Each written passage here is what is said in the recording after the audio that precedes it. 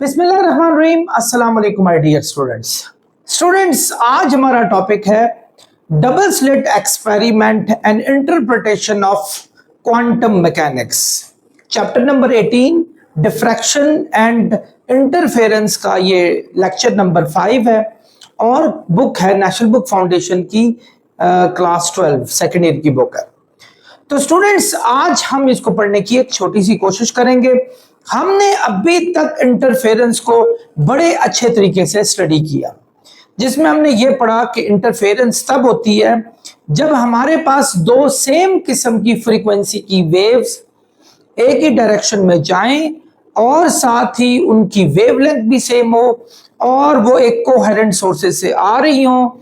तो वो जब आपस में एक दूसरे के साथ इंटरफेयर होती हैं तो वो दो पैटर्न बनाती हैं, या तो वो डार्क पैटर्न बनाती हैं या वो ब्राइट पैटर्न बनाती हैं। यानी मीनिंग ये हुआ, या वो कंस्ट्रक्टिव इंटरफेरेंस क्रिएट करती हैं या वो डिस्ट्रक्टिव इंटरफेरेंस क्रिएट करती हैं। जहां जहां कंस्ट्रक्टिव इंटरफेरेंस होगा वहां ब्राइट फ्रिंजेस नजर आएंगी और जहां जहां डिस्ट्रक्टिव इंटरफेरेंस होगा वहां आपको डार्क फ्रिंजेस नजर आएंगी। ये चीजें हम पढ़कर आए थे और बहुत अच्छे तरीके से हमने यंग का पढ़ा, हमने उसके बाद माइक्रोवेव का पढ़ा, उससे पहले वाटर वेव्स और साउंड वेव्स को भी हमने स्टडी किया। आज हम एक बड़ा अनोखा सा टॉपिक पढ़ रहे हैं, बहुत ही अनोखा, कि आपका इलेक्ट्रॉन का भी डबल स्लिट एक्सपेरिमेंट है। यानी इलेक्ट्रॉन भी जब कभी किसी डबल स्लिट से अगर वो उसको थ्रो किया जाए तो वो भी इंटरफेरेंस के पैटर्न उसी तरह स्क्रीन में जनरेट करता है जैसे एक आर्म लाइट करती है ना। अनोखी सी बात कि इलेक्ट्रॉन जो कि एक्चुअली एक पार्टिकल नेचर रखता है और वो बजाय इसके कि पार्टिकल्स जाके, जैसे फर्ज करें अगर आप एक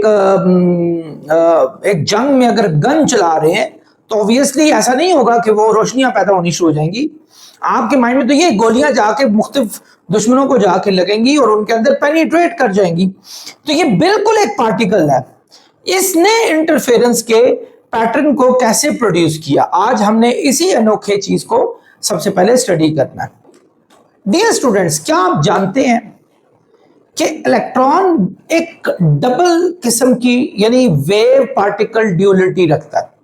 यानी वो एक वक्त में वेव भी है और उसी तरह एक वक्त में वो पार्टिकल भी हमारे पास बन सकता है। इस पे बहुत सारे डिफरेंट एक्सपेरिमेंट्स किए गए। एक बड़े मशहूर साइंटिस्ट होते थे, उनका नाम था ल्यूइस डी ब्रोगली। आप अगर आगे जाकर क्वांटम फिजिक्स में इनको पढ़ेंगे भी।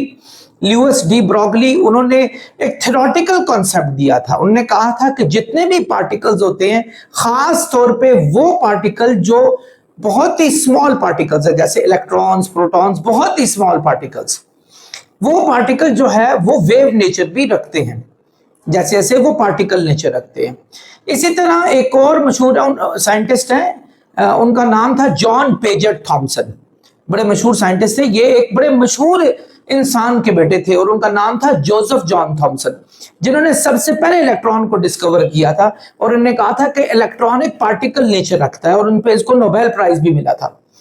और उनके बेटे ने एग्जैक्टली कुछ अरसे बाद एक्सपेरिमेंट से ये बात की कि इलेक्ट्रॉन जो है वो वेव नेचर रखता है और इस बात पे भी उनको नोबेल प्राइज मिला था।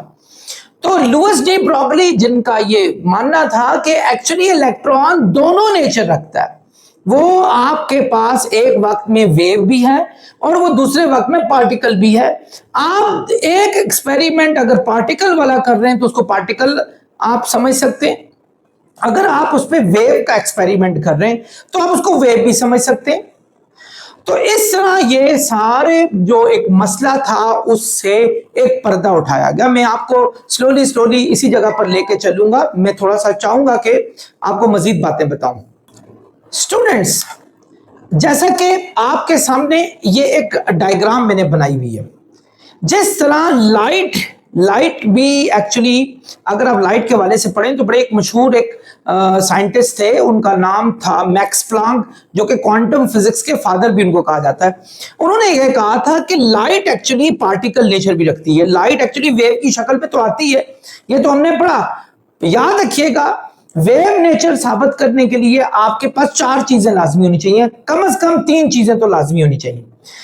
चलो मैं चारों बताता हूं। नंबर 1 वो रिफ्लेक्शन करती हो, नंबर 1 वो रिफ्लेक्शन करती हो, नंबर 2 वो हमारे पास रिफ्रैक्शन करती हो, और नंबर 3 वो आपके पास डिफ्रैक्शन पैटर्न भी बनाए, जो मैं आपको समझाता रहा हूं इस पूरे चैप्टर में।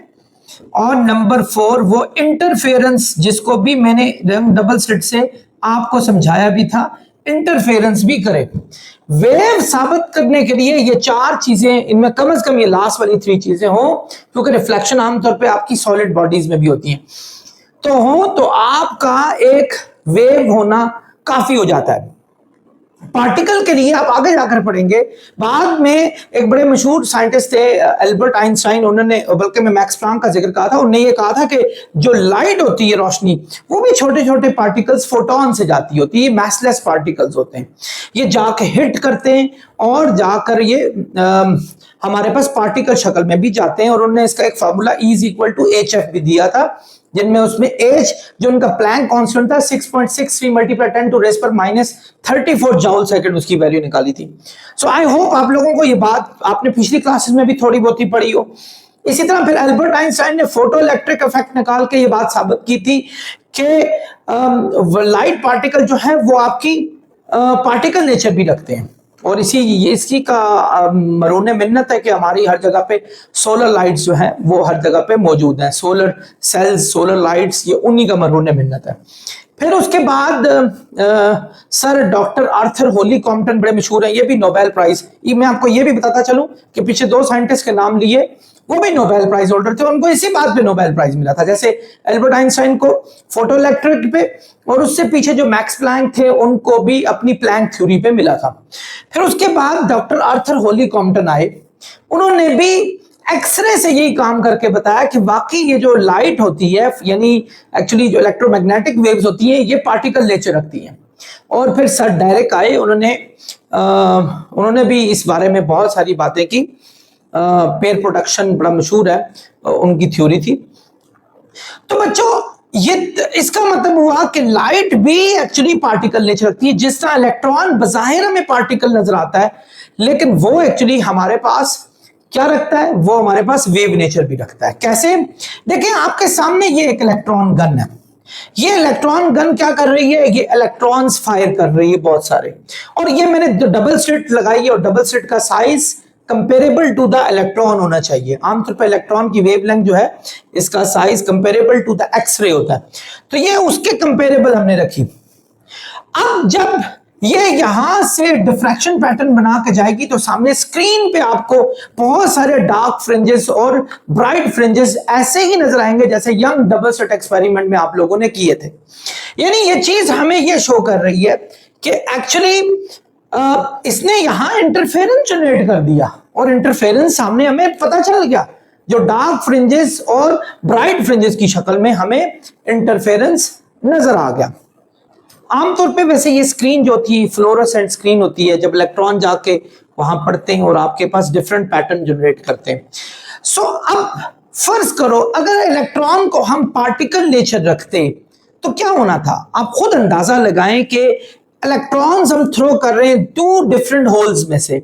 सो इलेक्ट्रॉन दोनों होल्स में से निकलेंगे और जाकर दीवार के साथ मुख्तलिफ जगहों पर टकराएंगे, तो आपको 2 ही स्पॉट नजर आने चाहिए, एक जिस होल से निकला और स्क्रीन में जहां जाकर टच हुआ, एक दूसरे जिस होल से निकला हो तो वहां जाकर टच हुआ। लेकिन इतने ज्यादा डार्क और ब्राइट फ्रिंजेस आपको नजर आ रहे हैं, इसका मतलब यह है कि इलेक्ट्रॉन एक्चुअली सीधा सीधा ट्रेवल करके, यानी टारगेट को हिट नहीं किया उन्होंने एक्चुअली जैसे ही वो निकले हैं, उन्होंने वहां इंटरफेरेंस एक दूसरे के साथ की है, और कंस्ट्रक्टिव और डिस्ट्रक्टिव इंटरफेरेंस की मरोने मिन्नत ही ये बात साबित हुई है कि सामने स्क्रीन में हमारे पास बहुत सारे फ्रिंजेस प्रोड्यूस हो गए। डियर स्टूडेंट्स, ये चीज बताती है कि इलेक्ट्रॉन एक्चुअली जो है वो वेव नेचर रखता होता है, और वेव नेचर की वजह से ही स्क्रीन में जो इंटरफेरेंस के पैटर्न पैदा हुए, उसकी वजह से स्क्रीन में डार्क और ब्राइट फ्रिंजेस पैदा हुए। ऐसा करते हुए इसने हमारे पास 3 बड़े सवालात छोड़ दिए। नंबर वन था क्वांटम मैकेनिक्स और नंबर 2 है हमारे पास limits of classical physics,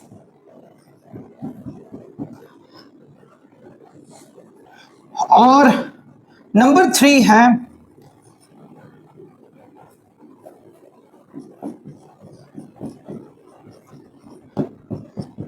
implications, philosophical implications।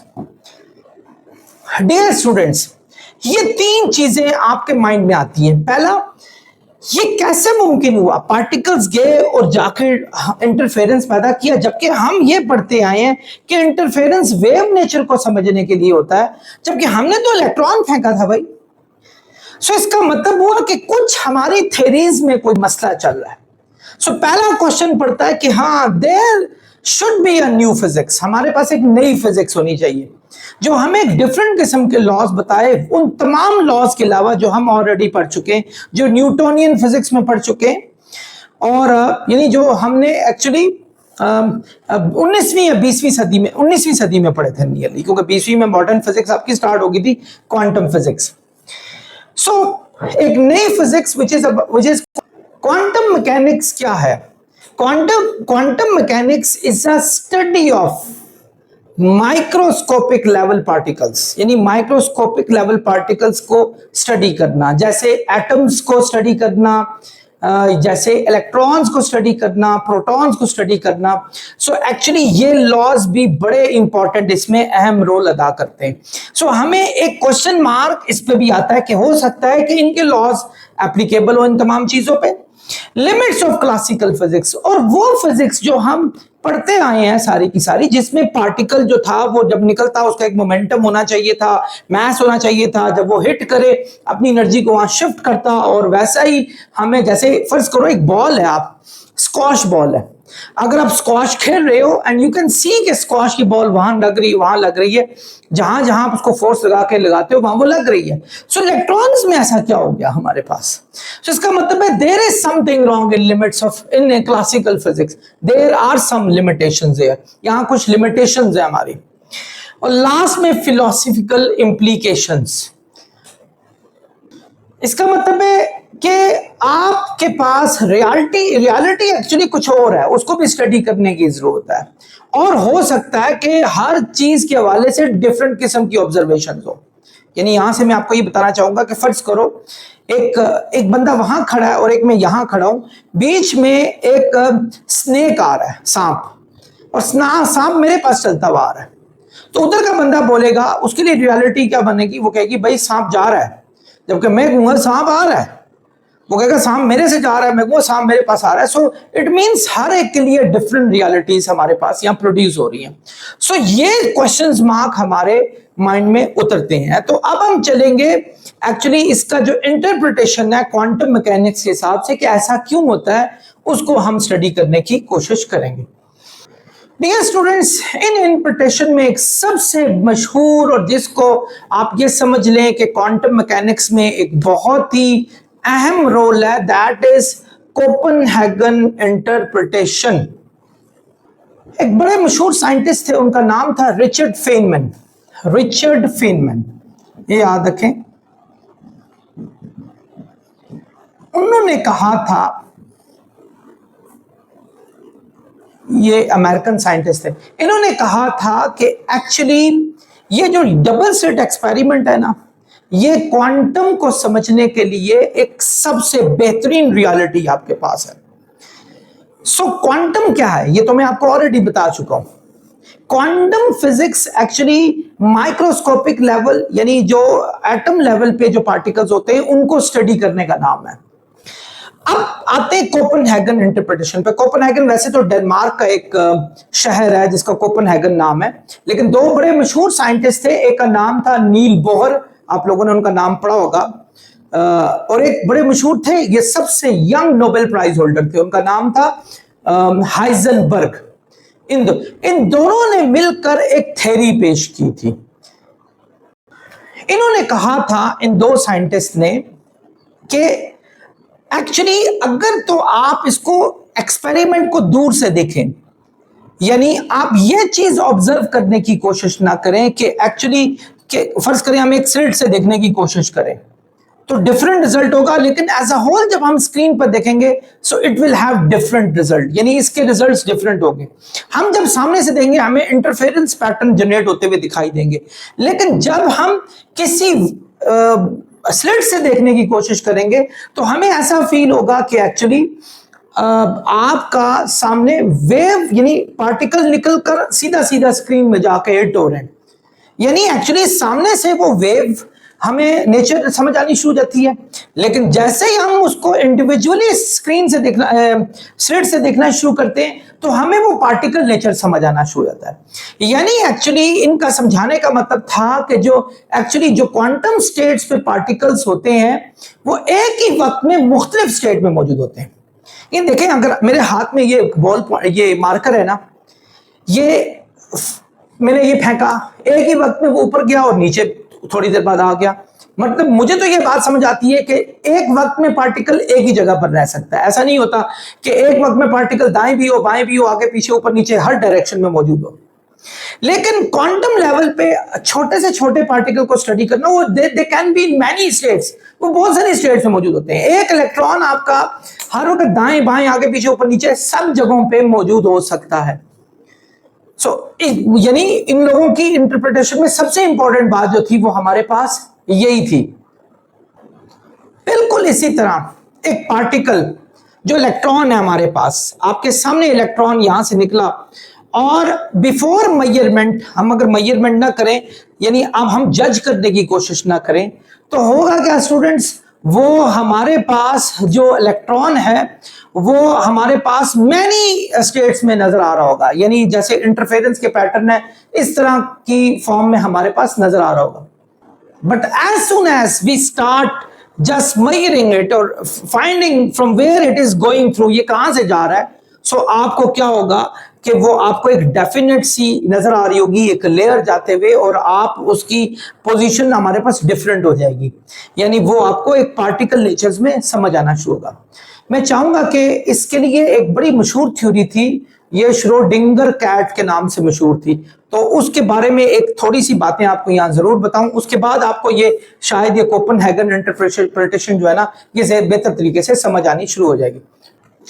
ये आपके सामने एक पिक्चर नजर आ रही है, श्रोडिंगर्स कैट, ये एक फिनोमेना था। इसके मुताबिक देखें, एक कैट है हमारे पास, ये हमारे पास एक रेडियो एक्टिव मटेरियल है हमारे पास, सॉरी ये हमारे पास रेडियो एक्टिव मटेरियल है और यहां हमारे पास जो है ना पॉइजन पड़ा हुआ है। अब है क्या चीज, यानी जरा गौर से देखिएगा, कैट, ये हमारे पास जो है ना रेडियो एक्टिव पार्टिकल्स पड़े हुए हैं और ये रेडियो एक्टिव मेजर करता है, इसको कहते होते हैं वैसे गीगर मुller काउंटर। वैसे 3 किस्म के होते हैं जो रेडियो एक्टिव पार्टिकल्स को मेजर करते हैं, वन इज गीगर मुller काउंटर, ये विल्सन क्लाउड चैम्बर भी है, बहरहाल उन्होंने गीगर मुller काउंटर सबसे बेस्ट है जो कि मेजर करता है। ये हमारे पास जो है ना यहाँ रेडियो एक्टिव पार्टिकल्स दिया हुआ है। अब इसको हमने एक बॉक्स में बंद किया हुआ है सारे का सारा। अब होगा क्या कि अगर फर्ज करो रेडियो एक्टिविटी यहां से निकलती है, गीगर मुller काउंटर इसको डिटेक्ट करता है और गीगर मुller काउंटर के डिटेक्ट करने से ये हैमर नीचे बच जाता है और ये यहां से टूट जाता है और यहां से पॉइजन बाहर निकलता है और ये बिल्ली मर जाती है। ठीक है, अब अगर फर्ज करो इसको, इस पूरे एक्सपेरिमेंट को हमने एक बॉक्स में बंद किया हुआ है, एक बाहर वाला बंदा है, मेरे लिए ये बिल्ली अंदर मौजूद है, मुझे क्या पता रेडियो एक्टिविटी हुई, ये नीचे गिरा, इसमें से जो रेडियो एक्टिव पॉइजन था वो निकला और बिल्ली मरी, मुझे इसका कुछ पता नहीं है। तो मेरे लिए बिल्ली मरे या जिए, मेरे लिए तमाम पॉसिबिलिटीज मुमकिन है, यानी मिली मरी भी हो सकती है, जिंदा भी हो सकती है, दोनों पॉसिबिलिटीज मेरे लिए मुमकिन है। ठीक है, यानी हमें क्वांटम फिजिक्स ये बात समझाती है कि जब कोई भी पार्टिकल हमारा सुपर पोजीशन में हो, सो वो किसी भी डायरेक्शन में हो सकता है, कहीं भी मौजूद हो सकता है वो, लेकिन जैसे ही हम बॉक्स ओपन करें और बिल्ली की शक्ल देखें, हाँ भाई तू जिंदा है या मर गई है, तो अगर तो वो जिंदा हुई फिर हमारी पॉसिबिलिटी बिल्कुल क्लियर हो जाएगी कि हाँ जी वो बिल्ली जिंदा है, अभी इतना रेडियो एक्टिविटी ने इतना काम नहीं किया, ये यूरेनियम जो था ये इसको डिके होते होते लाखों करोड़ों साल लग जाते हैं, ठीक है मान लिया ऐसा। सो बिफोर डिटेक्टिंग इट, यानी डिटेक्ट करने से पहले बिल्ली मरी या जी, मेरे लिए वो दोनों पॉसिबल स्टेट्स मुमकिन है, लेकिन as soon as I open it मुझे वो क्लियर स्टेट नजर आएगी जो एक्चुअली बिल्ली के साथ हुई। ठीक है, मैं भी अच्छा हुआ चले, वैसे ये मैं बात करना नहीं चाहता। आज ही मैं एक किसी सोशल मीडिया चैनल पे देख रहा था कि एक शायद बहुत पुरानी खबर थी कि एक बंदे को जिंदा को कब्र में दफना दिया था, किसी वजह से दफना दिया। शायद ये वो सही डिसीजन नहीं ले सकते कि वो मरा था या जिंदा था, ऑब्वियसली मरा नहीं होगा, इसीलिए तो वो कब्र में दफनाया तो उसकी आवाजें आनी शुरू होगी अंदर से। तो जब लोग उसके कब्र पे गए तो पता चला कि उसका फादर जो था वो शायद जिंदा था, क्योंकि अंदर से आवाजें आ रही थी। अब बहुत सारे लोग जमा हुए, अब उनमें बहुत सारे लोग डिसीजन ले रहे थे नहीं ये मर चुका है, और जबकि उसका बेटा जो है ना वो बजिद था, नहीं मेरा बाप जिंदा है क्योंकि मैं उसकी चीखों की आवाजें सुनी है। तो कोई कान लगा रहा उसको आवाजें आ रही, कुछ कोई कान नहीं लगा रहा उसको आवाजें नहीं आ रही। सो यानी जब तक उसको हम ओपन करके नहीं देखेंगे what has happened, तो वो दोनों पॉसिबिलिटीज मुमकिन है। he could be alive और he could be gone, ठीक है, वो जा भी सकता है और वो जिंदा भी रह सकता है। लेकिन as soon as you open it, so you will get the clear possibility what actually happened with him, हुआ क्या था एक्चुअली। यहां भी ऐसा ही है, यानी ये वाला कोपेनहेगन इंटरप्रिटेशन एक्चुअली इसी सिस्टम को इंडोर्स करके कहता है कि जब इलेक्ट्रॉन यहां से हमारे पास गए और हम इसको एज अ होल देख रहे हैं, सामने देख रहे हैं, तो हमारे लिए वो इंटरफेरेंस का पैटर्न जनरेट होता जा रहा है, और ये हमारे लिए एक सुपरपोजिशन की स्टेट है। यानी ऐसी स्टेट जैसे ये बंद कमरे वाली स्टेट हुई थी, ऐसी चीज को कहते होते हैं वेव लाइक ड्यूलिटी, यानी सॉरी वेव लाइक प्रॉपर्टी कहा जाता है। वेव लाइक प्रॉपर्टी कि जब हमारी क्या हुई थी पैदा, जब सुपरपोजिशन में था, यानी जब हम उसको डिटेक्ट नहीं कर रहे थे, हम बिल्कुल सामने से उस एक्सपेरिमेंट को देख रहे थे। जैसे बिल्ली हमारे पास डब्बे में बंद है और हमने कहा कि उसको हमने रेडियो एक्टिव पार्टिकल के साथ रख दिया है, वो मरी या जी वी आर नॉट श्योर, हमें नहीं पता क्या हुआ। सो आधे बंदे कह रहे हैं नहीं मर गई, आधे कह रहे हैं जिंदा रही, तो दोनों पॉसिबिलिटीज हैं। सो हमारे लिए बिल्ली जिंदा भी है, क्वांटम फिजिक्स में बिल्ली जिंदा भी है और मरी भी है। बट जैसे ही वो ओपन हुआ, जैसे ही हमने इसमें से देखा हाँ भैया ये किधर से जा रहा है यार, ये कैसे वहां पैटर्न बन गए, हमें ऐसा फील होगा कि इसमें से इलेक्ट्रॉन निकल के वो जाके सामने टारगेट पे हिट हो रहे हैं। मैं कहूँ ये क्या हो गया, वापस आएंगे फिर हमारे पर डिफरेंट चीज, फिर हम उसमें से देखेंगे डिफरेंट चीज। यानी मेजरमेंट के वक्त डिफरेंट और सामने डिफरेंट, यानी जब आप उसकी मेजरमेंट में जाने की कोशिश करते हैं तो ये पार्टिकल की तरह बिहेवियर इसका आ जाता है। यानी दूसरी इसकी पॉसिबिलिटी ये थी, वो थी पार्टिकल नेचर।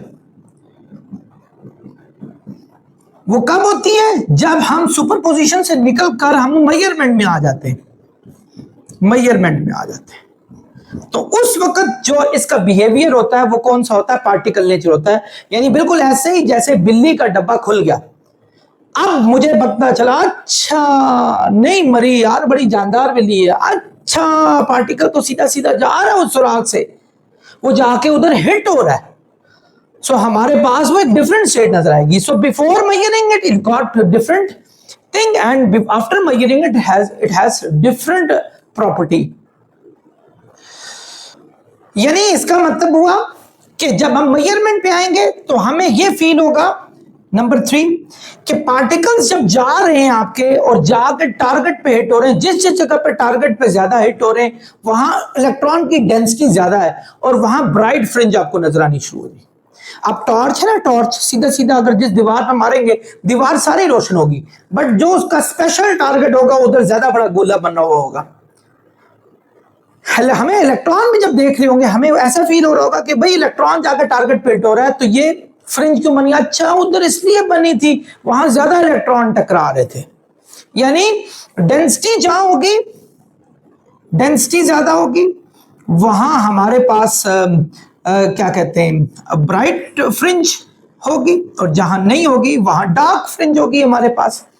तो ये चीजें हमें कोपेनहेगन इंटरप्रिटेशन से मिली, और ये बड़ी मशहूर इंटरप्रिटेशन है as far as quantum physics is concern. पर इस पे क्रिटिसिज्म भी बहुत हुआ, लेकिन याद रखिएगा क्वांटम फिजिक्स में फाइनल चीज कोई भी नहीं होती। आज भी फिजिक्स में बहुत सारे प्रैक्टिकल्स करके इन थ्योरीज को गलत साबित करके नई थ्योरीज को ऑन करने की कोशिश करें। बहरहाल इस वक्त सबसे रेड हॉट जो थ्योरी है about quantum mechanics, and that is Copenhagen interpretation. तो अब हम आते हैं इसके क्रिटिसिज्म की तरफ। सो ये क्रिटिसिज्म क्या था? क्रिटिसिज्म, क्रिटिसिज्म्स, ये क्रिटिसिज्म्स क्या है हमारे पास? अब फिजिक्स के बाकी जो हमारे पास साइंसदान मौजूद हैं वो कहते हैं ये क्या हुआ? सामने से हमें वेव फंक्शन नजर आ रहा है भाई, वो देखो इंटरफेरेंस हो रही है। जब हम मेजरमेंट की तरफ जाते हैं तो वेव फंक्शन गायब होकर पार्टिकल फंक्शन आ जाता है। ये क्या मंतक हुई? ये इलॉजिकल बात है, इसको आर्बिट्रेरी बात कर, कोई दलील नहीं बनती। क्वांटम वैसे कम ही दलीलें देता है, तो ये कोई दलील ही नहीं बनती। तो उसने कहा भाई पहली चीज ये आर्बिट्रेरी है, यानी बहुत ही बोगस सी भोंडी सी दलील है कि मेजरमेंट यानी आफ्टर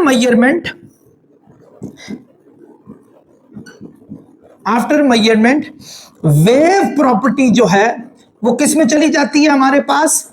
वो पार्टिकल में। कहता है ये भोंडी दलील है, ये कोई खास नहीं, ये बहुत बड़ा क्रिटिसिज्म है कि बगैर किसी मंतक के ऐसा कैसे मुमकिन है हमारे पास।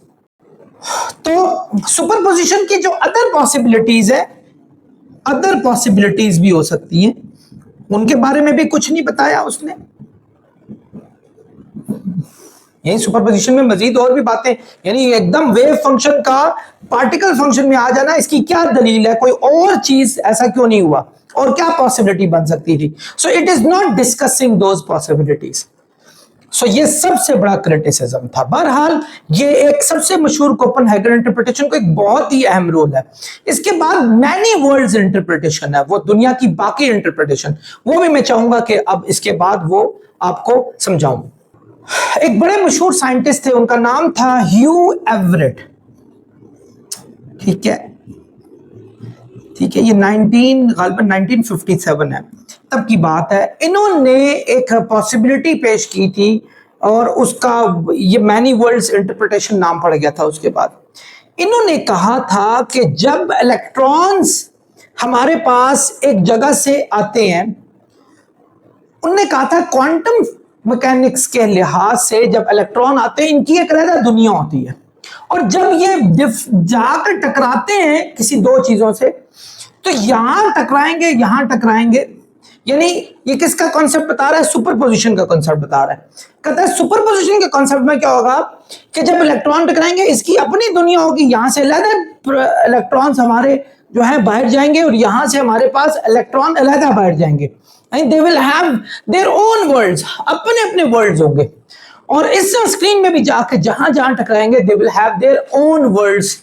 सो इस चीज को मैनी वर्ल्ड्स इंटरप्रिटेशन का नाम दिया था, और ये इंटरप्रिटेशन जो हमारे पास कहती है वो ये है कि ह्यू एवरेट ने ये कहा था कि electron initially in a superposition, शुरू में जो इलेक्ट्रॉन थे जब वो किसी स्लिट्स में से जा रहे थे, ये स्लिट्स में से जा रहे थे, will have newly created world, और ये जब यहां से निकले हर एक की अपनी दुनिया थी, इवन जहां टकराए उनकी वो भी एक अलग दुनिया थी।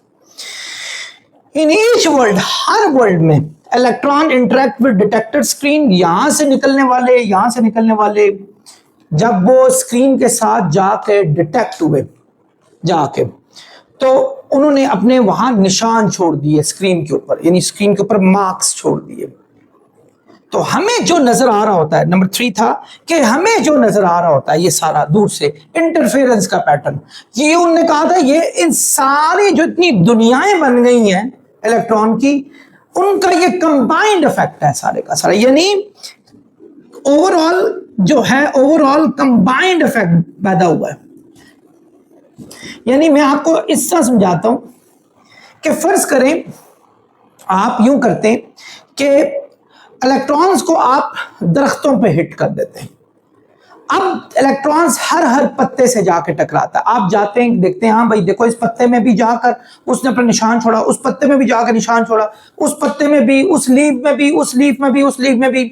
But when you go further up, तो आप कहते हैं अच्छा ये जो आपको इतना सारा ये स्पॉट्स नजर आ रहे हैं, दिस इज बिकॉज ये कंबाइंड इफेक्ट नजर आ रहा है हमें सारे का सारा। यानी आप इसकी एग्जांपल आसमान पे देखें कभी कि एक मिल्की वे गैलेक्सी जो आपको बिल्कुल अपने सर के ऊपर नजर आ रही होती है, तो ऐसा फील होता है कि आपके पास वो अगर वो रोशन नजर आ रहा है तो this is the combined effect of all stars, सारे स्टार्स का कंबाइंड इफेक्ट नजर आ रहा है। बट जब आप जाते हैं तो आप देख रहे होते हैं इंडिविजुअल स्टार्स डिफरेंट पोजीशंस पे हमारे पास जो है ना वो मौजूद है। सो मेजरमेंट्स में वो इंडिविजुअल में होते हैं, कंबाइंड इफेक्ट में वो एक ही फील हो रहा होता है कि पूरा आसमान है जो कि सारे का सारा स्टार्स के साथ क्या हुआ है, रोशन हुआ है। ह्यू एवरेट ने ये कहा था। बहरहाल इन पे भी क्रिटिसिज्म हुआ।